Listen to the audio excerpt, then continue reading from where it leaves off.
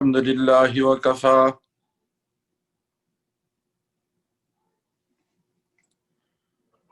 وسلام على عباده الذين اصطفى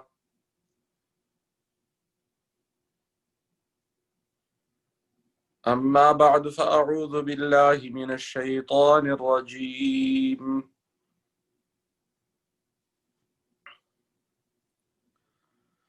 بسم الله الرحمن الرحيم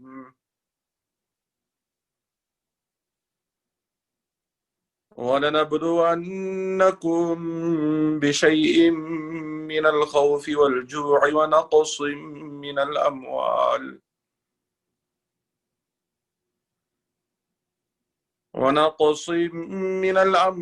والأنفس والثمرات وبشر الصابرين الذين إذا أصابتهم مصيبة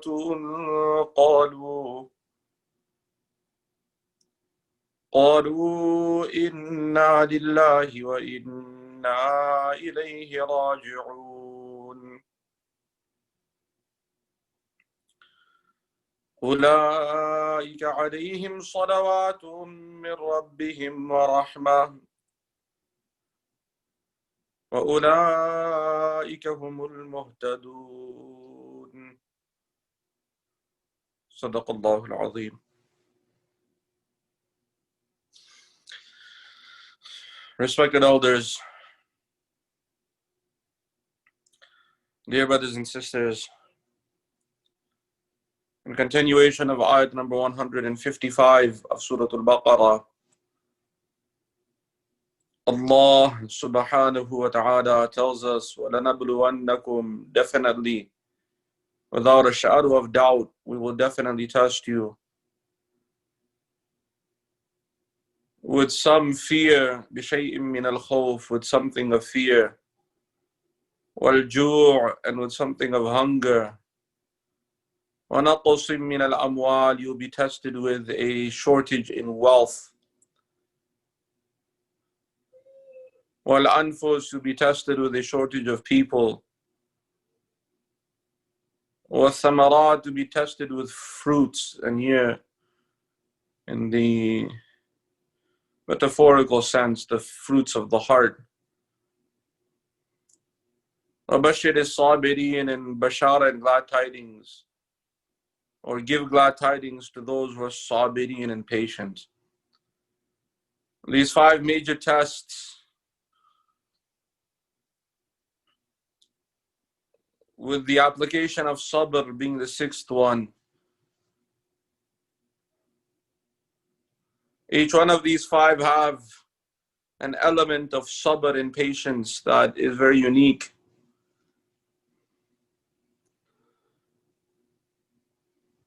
Which is also amongst the various categories we were speaking about sabr and patience. Here's the application of sabr in various ways. We were discussing the major mission of Rasulullah sallallahu alaihi wasallam, that he was sent as a guide to mankind, to guide humanity. And his mission was very, very unique. It had very particular points. He was Bashiran wa Nadhira, he was a giver of glad tidings and a warner. He was sent to do the tilawat of the ayat of Allah subhanahu wa ta'ala. Again, going back to ayat number 151, where Allah subhanahu wa ta'ala tells us, كَمَا أَرْسَلْنَا فِيكُمْ رَسُولًا مِّنْكُمْ.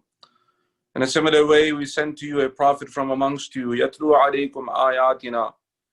He was reciting our ayat to you. This is again the rabat and connection of the verses of 155. In the tilawat of the Quran, that Rasulullah sallallahu alayhi wasallam, he was sent to recite the ayat of the Quran to us so that we may learn them and we may also recite them. There's also the aspect of memory and memorization. And this has a few elements. One is the fear in itself of forgetting. Those that are involved in the tahfidh of the Quran, it's a very unique kind of system where there's always this fear, and it's a different type of fear. Only those that have gone through it understand, or those that are going through it. It is a type of fear that for lifelong is with a person. The fear of forgetting the ayat of the Quran, and that also being a kind of punishment on a person. And there are ayat in the Quran that speak about the punishment of those who forget the ayat of the Quran, or those who forget the remembrance of Allah subhanahu wa ta'ala. And you also find those punishments mentioned in the ahadith of Rasulullah sallallahu alayhi wasallam. So there's always this kind of fear, and it's a different type of fear. It's one of those feelings that cannot be expressed with words. So the patience, when it comes to this type of fear, is the aspect of a person taking time out and spending time and making sure that whatever they have memorized, they review it appropriately and properly and use it, recite it.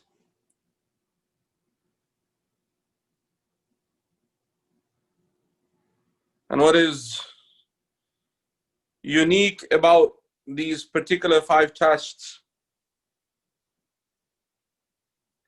is that many of these tests can be applied to any one of these particular mission of Rasulullah sallallahu alayhi wasallam. So here with the tilawat of the Quran, one is the fear of forgetting. The second is al-ju', hunger. What's amazing about the Quran, that the more you recite the Quran, the more you become hungry to recite it even more.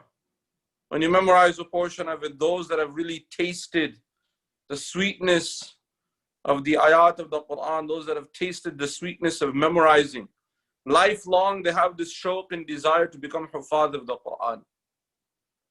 And what is amazing about those that have been given the gift of the tahfidh of the Quran, that are hufad of the Quran, lifelong they have this desire to memorize more. They will sometimes go into the memorization of the ahadith of Rasulullah sallallahu alayhi wasallam, or they'll go into the memorization of other elements of the deen, other aspects of the deen. Some will memorize the Tafseer, some will memorize fiqh, all the various ulum and funun of deen. And you'll find many times that these are the hufad that will go into these endeavors because they're trying to look for that kind of sweetness that comes with the memorization of the Quran. And this is that hunger of wanting more.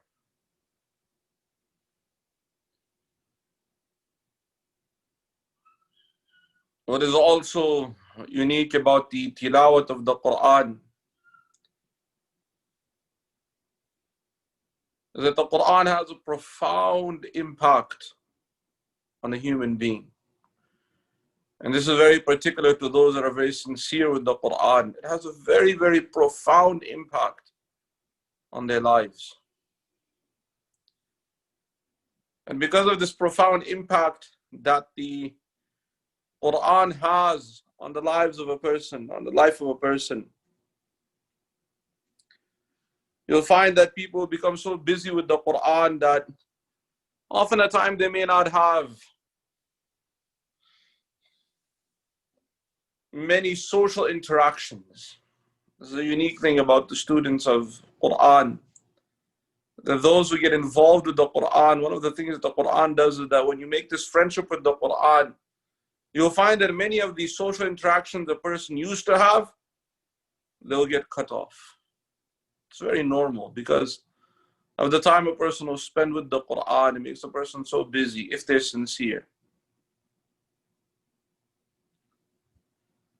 There are just some elements related to the tilawat of the Quran.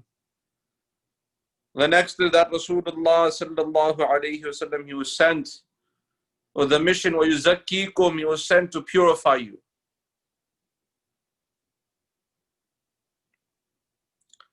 Tazkiyatun nafs. First and foremost, when it gets to the Tazkiyatun nafs, the purity of the nafs, or purifying the nafs, it starts with taqwa, with the fear of Allah subhanahu wa ta'ala. If someone does not have the fear of Allah subhanahu wa ta'ala, so they will have no need to change. They will not be afraid of the sins that they are committing. They will not be afraid of the impact that those sins have. So first quality that is required is taqwa, the fear of Allah subhanahu wa ta'ala. Once the tazkiyah starts, the purity starts, in light of Quran and Sunnah, those that have gone through that system of tazkiyah, of purity, there are some very unique aspects to it.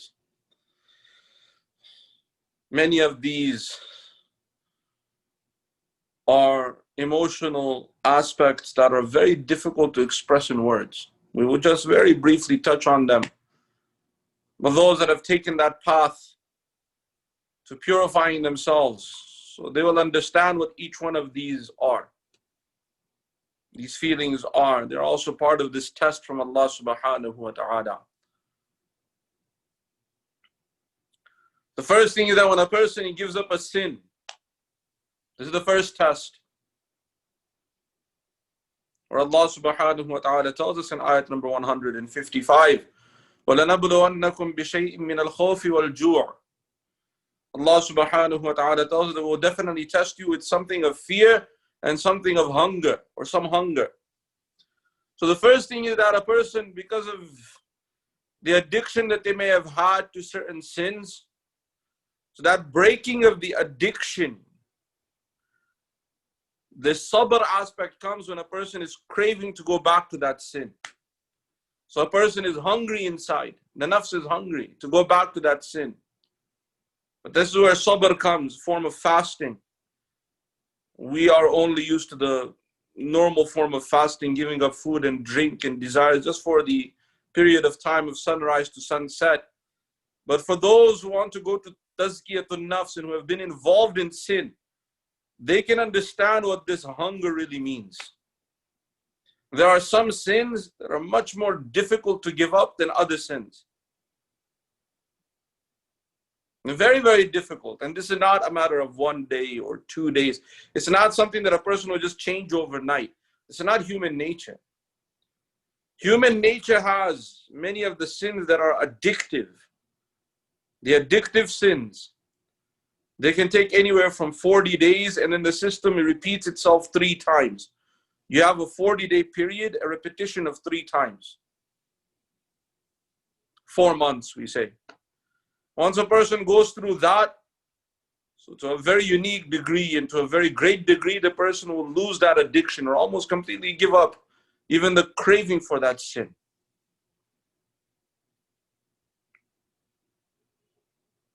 Each sin and every sin, it has a different way of being remedied or fixed. Especially the addictive sins. There are some sins very addictive. First one is zina, fornication or adultery, very addictive sin. Gambling, highly addictive. Gambling, very, very addictive. Drinking wine, very addictive. Drugs, very addictive.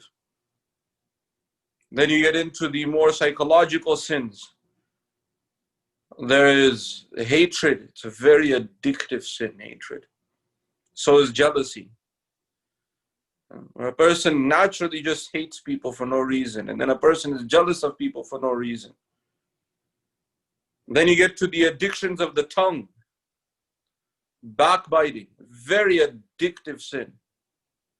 There are some people naturally, they don't even realize they're addicted to backbiting. But every time they sit down, they cannot help themselves having a discussion without backbiting on someone.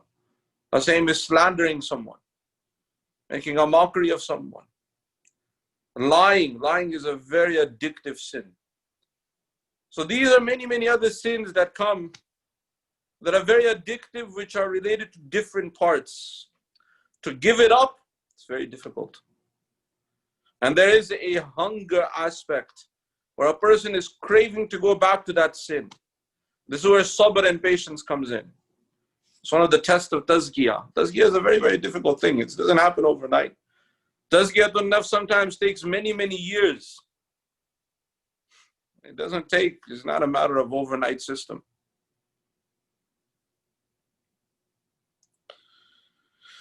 So this is one type of dealing with the tazkiyah, dealing with the hunger of going back to a sin. Once you get over the hunger, which is the 4-month period, 40 days, 40 days, 40 days, then the 4-month period,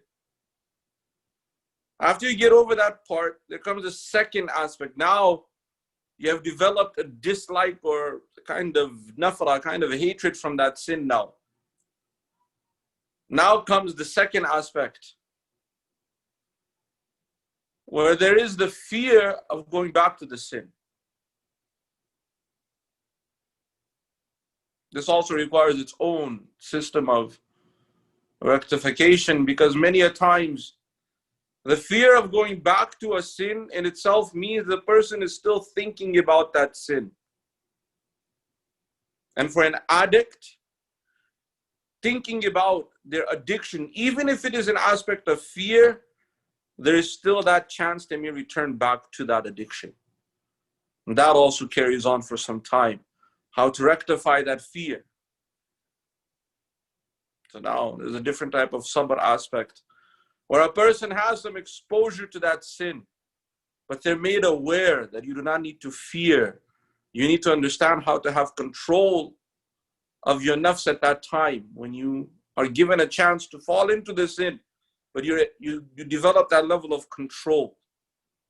That comes with environment and mahol, different levels of, and different settings. A person is exposed to some degree, even exposed to the sin, but their soul become adapt to staying away from the sin. That eventually they even lose that. There's no even thinking of that sin anymore.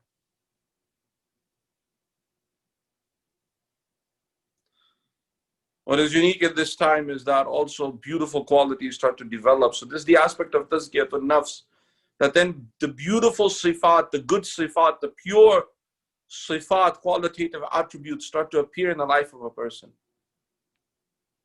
Profound change happens in the life of a person. Again, each one is dependent on what sin a person has broken away from and given up.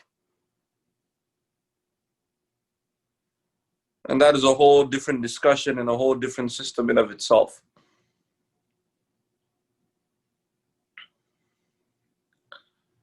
So this is the aspect of tazkiyatun nafs, which also incorporates the dhikr of Allah subhanahu wa ta'ala, the shukr and gratitude to Allah subhanahu wa ta'ala. It also incorporates istighfar. So the ayat number 152, where Allah subhanahu wa ta'ala mentions, فَذْكُرُونِي أَذْكُرُكُمْ, you remember me, I'll remember you. وَاشْكُرُوا لِي وَلَا تَكْفُرُونَ, be grateful to me and do not disbelieve. So this verse is kind of part of the tazkiyatun nafs, where the dhikr of Allah subhanahu wa ta'ala is involved. Again, every sin has a countermeasure. Every sin has a way of countering that sin. So you cannot just take one brush and paint all the sin and that, okay, this is the one remedy for all. It's like sicknesses. Every sickness has a different remedy, has a different medication. So every sin also has a different medication. For some, they have to completely give up that environment. Some sins, they require a person giving up the environment. Other sins, for them to purify and get purified from, they'll be required to adopt an orphan or take care of an orphan. Some sins, a person will have to have every meal with a poor person. Buy some meal, whenever they want to eat, they have to go and sit with a poor person and eat. This purifies greed and arrogance from a person's heart. For some, they have to become shepherds. This removes anger and hard-heartedness. And again, every sin and every addiction has a different remedy. And another thing is that it's not appropriate to self-diagnose. It's not that we just hear about something and we go and we try and diagnose it ourselves. It's going to have detrimental consequences. We should find and go sit with the ulama and the scholars, and especially the experienced ulama, those that have this experience their whole life in teaching Quran and Sunnah, as they have dealt with many different students of theirs, those that have had hundreds, if not thousands of students. So all the different students come with different tabi'ah, different forms, different nature.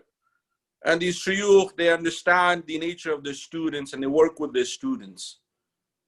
So we should also come as a student of Quran and Sunnah and seek rectification. And inshallah, if we're sincere, we will also get that rectification. And it's not an easy route. Allah subhanahu wa ta'ala makes it easy. So that is the test of, when it comes to tazkiyah, you have both the hunger aspect and then having sabr with that, and you have the fear aspect, and it goes in very different levels in different ways. وَيُعَلِّمُكُمْ مَا لَمْ تَكُونُوا تَعْلَمُونَ Rasulullah sallallahu alayhi wa sallam. You were sent to teach you that which you did not know, or things you did not know before. So there are many, many aspects of the deen that we may have not known before, but we will learn when we take on this endeavor of being students of Quran and Sunnah. Coming to the other aspects, نَقْصٍ مِّنَ الْأَمْوَالِ وَالْأَنفُسِ وَالثَّمَرَاتِ. It will be tested with a shortage of wealth, with a shortage of people. Again, that means support. وَالثَّمَرَاتِ, and you'll be tested with fruits.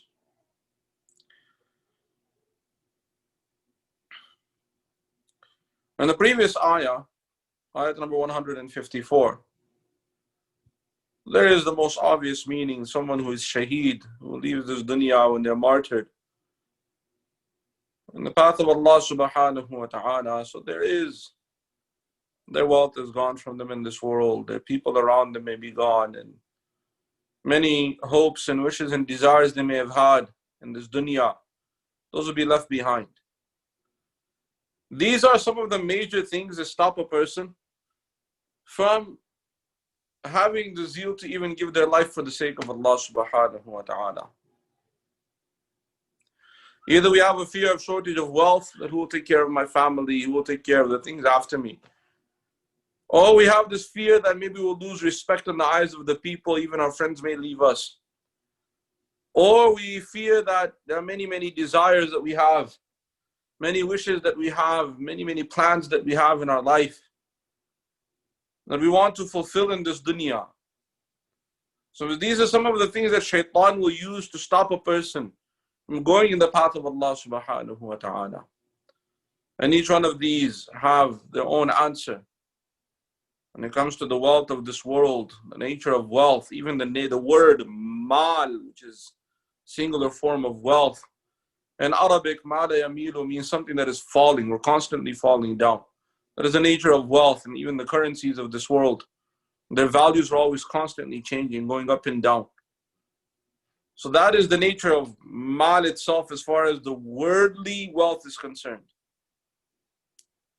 For that, Allah subhanahu wa ta'ala, He promises a different kind of system, a different kind of sustenance. For those who give their life for the sake of Allah subhanahu wa ta'ala, for them will be a different type of sustenance, a wealth that will never finish and will never lose its value. Coming to support, especially of those around us, our friends and people around us and the people that we want to impress. For the shuhada, for those who are martyred and have given their life for the sake of Allah subhanahu wa ta'ala. So for them there are malaika and angels that will even replace the various people they try to impress in this world. And Allah subhanahu wa ta'ala in multiple places in the Quran mentions the system of malaika and angels in reference to the death of the believers and in reference to those who will be in paradise. إِنَّ الَّذِينَ قَالُوا رَبُّنَا اللَّهُ ثُمَّ اسْتَقَامُوا تَتَنَزَّلُ عَلَيْهِمُ الْمَلَائِكَةُ. Definitely those who say that Allah subhanahu wa ta'ala is our Rabb. ثُمَّ اسْتَقَامُوا, then they steadfast on this statement. تَتَنَزَّلُ عَلَيْهِمُ الْمَلَائِكَةُ, so angels will come down for them, or come down to them. And the angels will even speak to them, Allah takhafu wa la tahzanu wa abshiru bil jannah, have no fear and no grief, and take the bashar and glad tidings of paradise. Amongst the tafsir of that ayah, this ayah that we just recited, is also the tafsir that this will be an honor that will be given to the shuhada.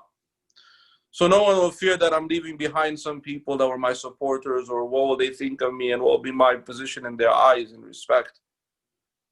Allah subhanahu wa ta'ala will take care of that from the very first step. In the other ayat, Allah subhanahu wa ta'ala speaks about the people of Jannah, that even the malaika and the angels will come and go in their paradise, and will be even telling them, Salamun alaykum bima sabartum fa ni'ma uqbad dar, that peace and blessing, salam be on you for what you are patient with. So there is the system that Allah subhanahu wa ta'ala will definitely also give them supporters, such supporters that they will not have this kind of regret in their hearts that how kind of friends I'm leaving behind, or family, or people that supported me. If we take the rabat and connection of this ayah with the previous ayah. And again, desires for the wishes of this dunya, as far as Jannah, whatever is in Jannah and paradise, even the desires of this dunya cannot even imagine what will be given to the believers in paradise. Allah subhanahu wa ta'ala makes that very clear in multiple places in the Quran, that for those who believe and who are righteous, for them will be more than even what the eyes can, whatever can be considered even the coolness of the eyes is. جزاء بما كانوا قرة أعين جزاء بما كانوا يعملون. It'll be the coolness of the eyes, and even more than that, to be a recompense and reward for their actions and deeds. So that is just a brief, in a very, very brief way, a kind of rabat and connection of this ayah with the previous ayat.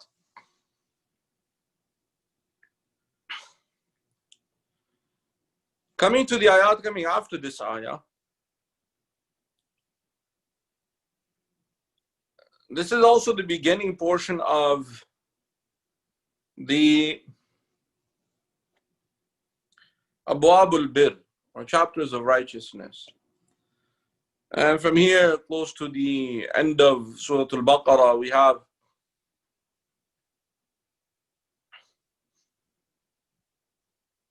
basically going all the way till the end of Surat al-Baqarah, we have the whole discussion of Abwab al-Bir, chapters of righteousness, ahkam, laws and rules, awamir and nawahi, commandments and prohibitions. And you'll see the application of these 5 major tests, and the application of sabr, which is the 6th kind of test or an application in all of them, how that sabr plays throughout the detailed discussion that is coming, which is more than or close to 130 ayat that are still left of Surah Al-Baqarah, most of which are ahkam. So you'll find these laws, rules, and regulations, and how these 5 tests are displayed in every one of these. You can find in the ahkam, and how what is meant by sabr or patience in the passing of that test when we're being tested in that hukum. So this is actually a very, very comprehensive ayah. What is unique is that at the end of the ayah, Allah subhanahu wa ta'ala makes a statement, وَبَشِّرِ الصَّابِرِينَ. Give bashara and glad tidings to those who are patient.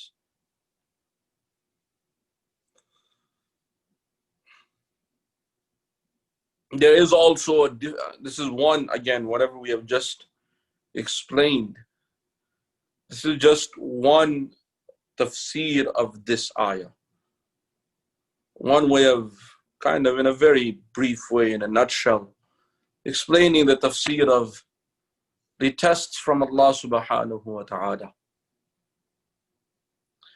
When you open the ayat of the Quran and you look at the way that Allah subhanahu wa ta'ala tests, or where the test is mentioned in the ayat of the Quran, you'll find that this term test or that Allah subhanahu wa ta'ala, He will test you human beings, or test you believers. You'll find this statement mentioned in quite a few places in the Quran. Here it's in a very comprehensive way. But it's mentioned in other places in the Quran as well, even in Surah Al-Mulk, الَّذِي خَلَقَ الْمَوْتَ وَالْحَيَاةَ لِيَبْلُوَكُمْ أَيُّكُمْ أَحْسَنُ عَمَلًا. Allah subhanahu wa ta'ala, He created death and He created life, so that He may test you which amongst you is the best in your actions and deeds. And you'll find this statement in other places in the Quran as well.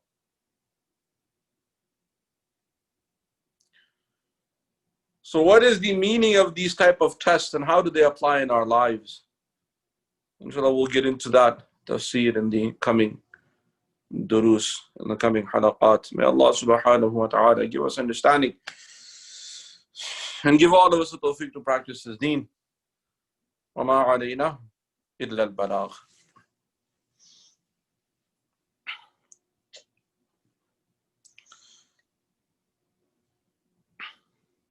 نحمده ونصلي على رسوله الكريم. أما بعد. عن أبي هريرة رضي الله عنه أن رسول الله صلى الله عليه وسلم قال: لا تجعلوا بيوتكم مقابر إن الشيطان ينفر من البيت الذي تقرأ فيه سورة البقرة. وكما قال عليه الصلاة والسلام. رواه مسلم. This hadith is in Sahih Muslim. In continuation of this hadith from Sahih Muslim, Sayyidina Abu Hurairah radiyallahu anhu, he narrates that Rasulullah sallallahu alayhi wasallam said, لا تجعلوا بيوتكم مقابر. Do not make your homes into graveyards. Inna shaytan, definitely shaytan, ينفر من البيت, he runs away from that house. الذي تقرأ فيه سورة البقرة, in which Surah Al-Baqarah is recited, or qira'ah of Surah Al-Baqarah is done.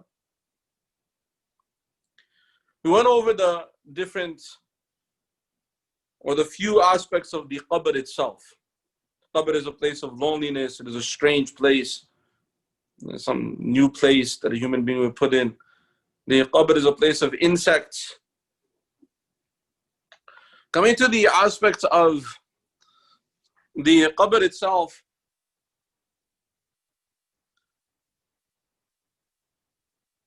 another unique thing about the qabr is that every human being, as insan, as human beings, it is natural to be afraid of something new. And it is even more natural that we have more fear when we're not in control of what is going on. There are two fears that we human beings have. You go to a new place, naturally you start feeling afraid. Until you become accustomed to the people, or you become accustomed to the place. And the second is when you don't have control of anything. This is one of the things that everyone fears, is losing control. And in the qabr, both of these are very present. In the grave, it's a new place. We don't know anyone, we don't know anything. Naturally to be afraid. And then the second is that we don't control anything in the qabr. We don't control anything in the grave. We don't control the marahil, we don't control the insects, we have absolutely no control of even the space. In the qabr, there are a few things. In the grave itself, there are a few things that happen to a person in a very, no matter how prepared you are for it, you'll surprise a person. The questioning of Munkar and Nakir, the two angels in the grave, and they'll question a person. There's a whole different phenomenon, and a whole different condition. No matter how much you prepare for it, it is something that will surprise everyone. The second is the grave itself. In our mind, we think that the grave is dead. It's like the homes of this world. It's not further from the truth. The reality is that the grave itself is alive. And even the grave will be able to speak to the person. If a righteous person is brought, so the grave will tell him that, you had space in your heart for Allah subhanahu wa ta'ala, and your righteous deeds have come with you. You'll see our hospitality to you.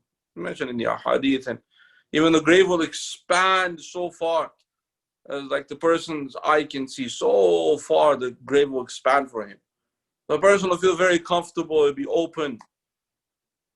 And also vice versa. If a person is wicked, even the grave will talk to him that you did not leave anything in your heart for Allah subhanahu wa ta'ala in His space. You did not remember Allah subhanahu wa ta'ala, or speaking to the disbeliever, you did not even believe. You'll see how I will treat you, and the grave will just crush a person. So the grave itself has its own system. It has its own feelings. It has its own ways of dealing with the guests that go into the grave. And I'm using the term guest. Everyone is a guest in the grave.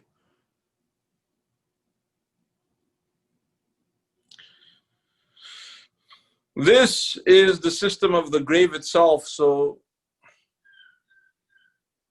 Rasulullah sallallahu alayhi wasallam, he told us, لا تجعلوا بيوتكم مقابر. Do not make your homes graveyards. What does this mean?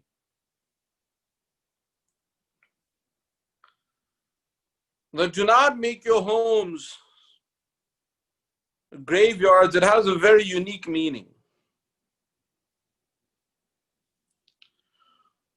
In any, what we understand, coming to the spiritual world, any person who does not have any portion of the Quran, so this person is like a dead person. Allah subhanahu wa ta'ala gives, one of the many names given to the Quran is also Ruh, spirit. So we know dead person, a person who is dead, so the Ruh is not in the body. So what makes a person dead?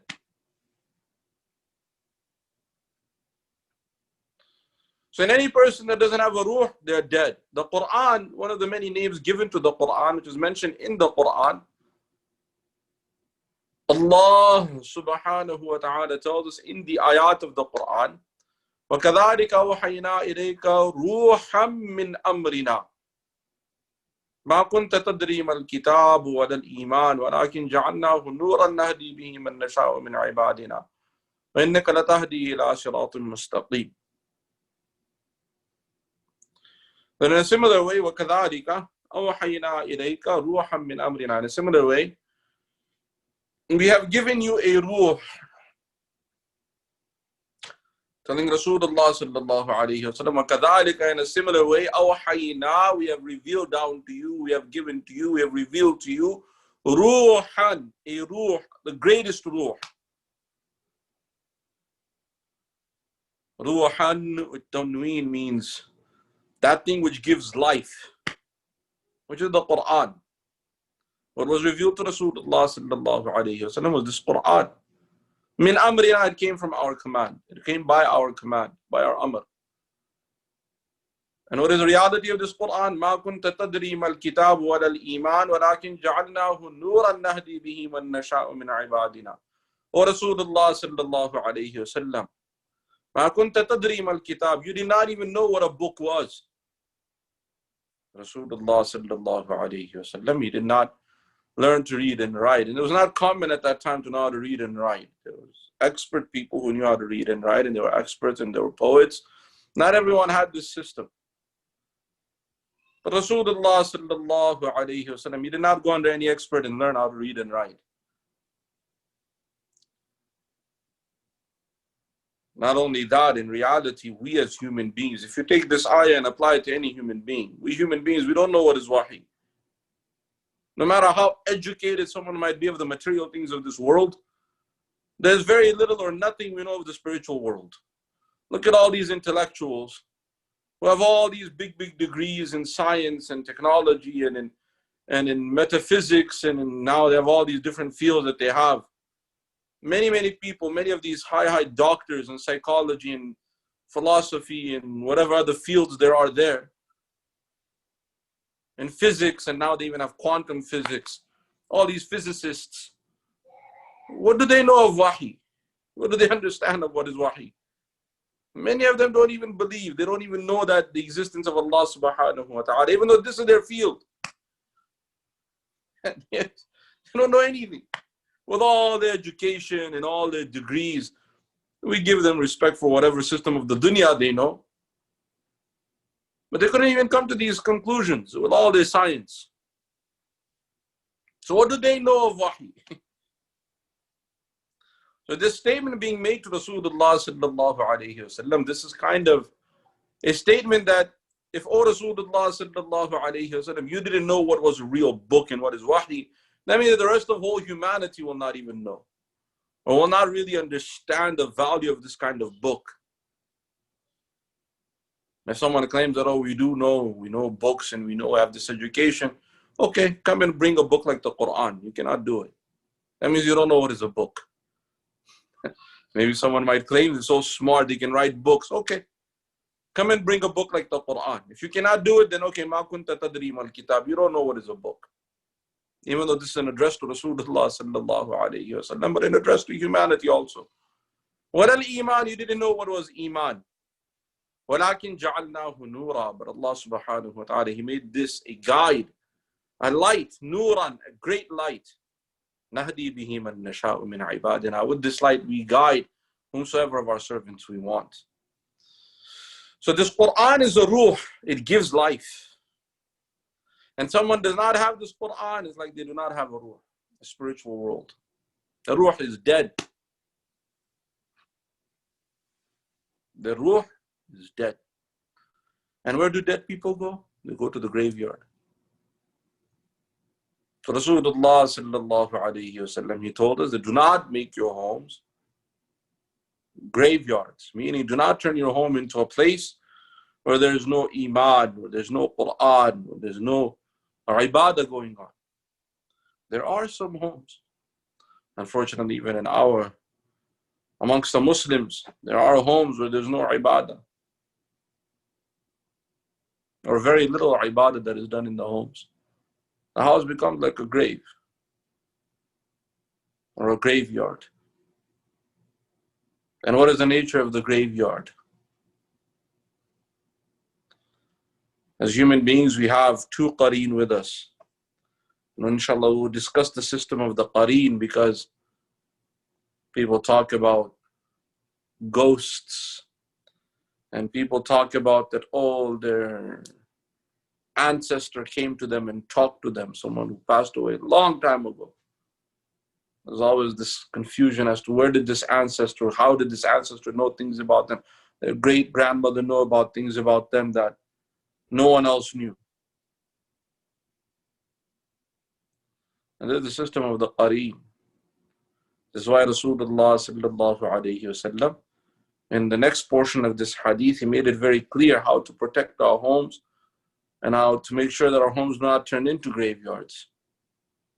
Inshallah, we'll continue. May Allah subhanahu wa ta'ala give us understanding and give all of us the tawfiq to practice His deen. وَمَا عَلَيْنَا إِلَّا الْبَلَاغُ.